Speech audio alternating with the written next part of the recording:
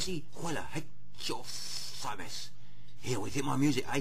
Oh, I love that sort of marching music, I do. It's brilliant. Anyway, I'm starting a Percy's Heroes, I am.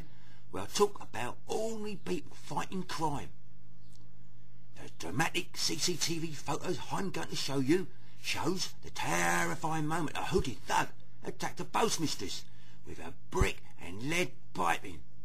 Poor old Linda Scory, 67 she was.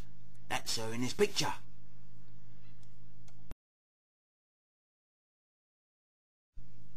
She was left bleeding from head wounds after refusing to hand over her takings to Amire Massaiti. That's a nice British name, isn't it? Massaiti walked into the quiet post office with his hood up several minutes before the attack. He was casing the place, wasn't he? After browsing, he left without buying anything, but soon returned. When he came back, he started to chat to Mrs. Scory before throwing a brick at her face, when she refused to hand him cash from the till. This is her in the CCTV before it all kicked off.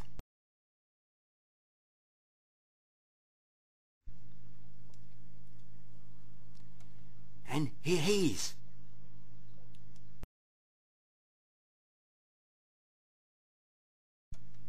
Did you notice ethnic makeup of this scrote?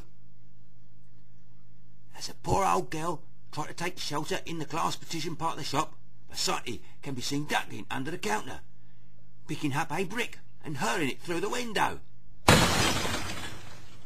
He then began hitting Mrs. Scory over the head with a lead pipe. What a gowly scrote.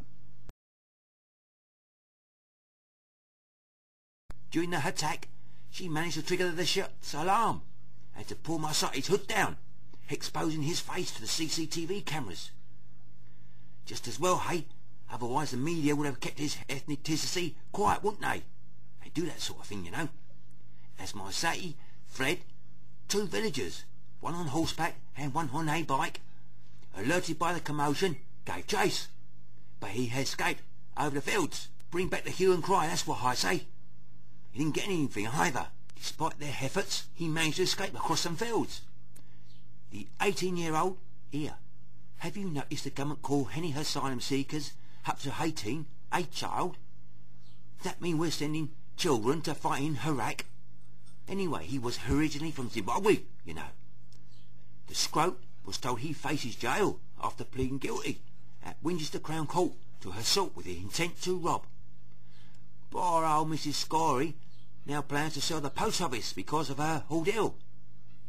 Mrs. Scory, who has owned the post office in Sparshall, that's Hampshire that is, with her friend Stella Neves for 14 years, said, I just reacted and did what I had to do.